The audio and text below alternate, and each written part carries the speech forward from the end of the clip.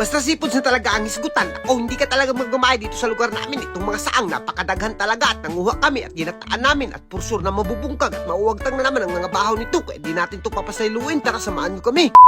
For today's video guys, dahil maganda-ganda na ang dagat ng panahon, kaya naman umukab na kaagad ako dito ng bahaw. Hindi na ako nagpaduha-duha dahil pupunta na naman kami ni Ivy ng dagat at magpufood trip na naman kami. At dahil Valentine's Day ngayon, kaya naman hindi natin ito papasailuin. At nag-andam na rin si Ivy ng mga kagamitang pandagat natin, mga bumbay at mga lamas. At siyempre yung kaldiri natin na pinakakusgan, baka makakuha tayo ng iba't ibang klase ng mga seafoods doon. Pang-andam-andam lang to at nagbabaka sakali na makakuha. At sa puntong ito nagdaan na rin ako ng tangad dahil ang purpose natin ngayon manguha ng mga saang at baka makakuha tayo ng mga saang na napakadaghan naman talaga.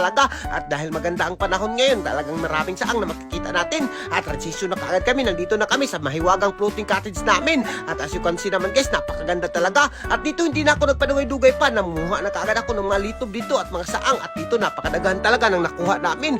At kung nakikita nyo guys, talagang hindi ka magmamahay dito sa mga seafoods. Kung seafoods lang talaga hisugutan dito sa lugar namin, ay naku, talagang napakadaghan talaga. At ito nga guys, partida to, lubog-lubog pa tong aming dagat. Pero naku, napakadaghan pa rin yung nakita namin. Lalo na kapag malaki talaga yung hunas dito sa amin, napakadaghan talaga ng makikita mo ng mga seafoods. At ayan nga guys, so talagang tagtatlo yung nakuha namin. At dito kaunti lang muna yung kinuha namin, hindi namin hinurot yung mga seafoods namin para meron pa kaming balikan. At dito umabot na kaagad kami sa floating cottage namin. At as you can see naman guys, talagang hiniluan ko na kaagad dyan. At dito sinabuan ko na lang muna ng dagat. At habang sinabuan ko ng dagat, naghiwa na kaagad si Ivy ng mga kalamasan natin dyan para pang andam-andam na. At as you can see naman guys, ang purpose talaga sa pagsabaw ng dagat dito ay kailangan manunga yung mga ulo dyan para hindi na tayo malisudan sa pagtuhil. At dito naghaling na kaagad ako. At as you can see naman guys, unti-unti na nanunga yung mga kinaso natin dyan. Ganyan yung mga technique sa pagluto. Pero kapag hindi mo naman na timing yan, ay naku, uunlok talaga yung makinaso na yan at napakalisod kuhain. At speaking of napakalisod kuhain guys, talagang kung nakikita nyo, napakaganda na talaga ng pagkaresulta nito. At dito, binutang ko na kaagad na naman dahil gagataan natin to.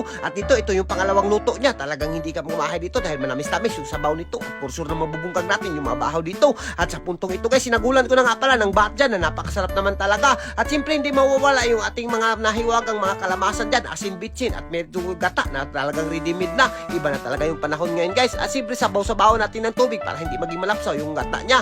At sa puntong ito, hinalingan ko na naman utro at talagang dinagdaban ko na yung kaliro para mapadali dahil nagugusto na talaga kami ni Ivy. At speaking of Ivy guys, siniwa na kaagad ni Ivy yung ating karne dyan na reserba dahil nagdala kami ng karne dahil alam nyo ba guys, baka sakali kaming walang makuhang kinason, meron kaming pagreserba dito at hindi kami mapasmo. At speaking of mapasmo guys, hindi ka talaga mapapasmo dito dahil napakabango ng ating ginataan at sinunod na kaagad ni Ivy yung ating napakasarap na karne at isda na sinugba dyan. At for sure na mabubungkag natin yung bahaw dyan at pinaspasan na kaagad namin yung pagsugba. At meron din ako nakuhang mga 4 na pieces na litob dito guys. At sa mga apla guys, yung mga technique dito sa pagsugba ng karne guys, kailangan natin takban ng dahon ng saging para mas maging mabango. At ayan na nga guys, naluto na kaagad yung sinugba natin. Sa sinugba pa lang, ulam na. At dito yung karne, tinilawan ko na muna. At naku, sinima-sima ko, napakasarap talaga. At sa puntong ito guys, budol fight nga pala yung tirada namin ni Ivy dito at binubo ko na kaagad yung kinaso natin dyan na ginataan. At siya nga pala guys, ito nga pala yung kind of date namin ni Ivy dito sa February 14 dahil napakasarap na. At hindi na ako magbibigay kay Ivy ng bulaklak dahil itang kinasun lang, kontento na siya. Lalo na kapag may makinilaw, ay naku, pinakapaborito talaga ni Ivy to. At labaw pa to sa bulaklak, masarap pa. Bukod sa masarap guys, hindi ka rin magmamahay dahil mabubusog ka pa at hindi naman makakain yung bulaklak. Pero ito, sabi ni Ivy, napakasarap na, hindi niya na daw kailangan ng bulaklak. At ang kalamang lang talaga dito guys, kapag kumain ka ng kinasun ay makakasigunda ka pa mamayang gabi ng February 14 at for sure na mabubungkag na naman natin yung mabahaw ni Ivy nito.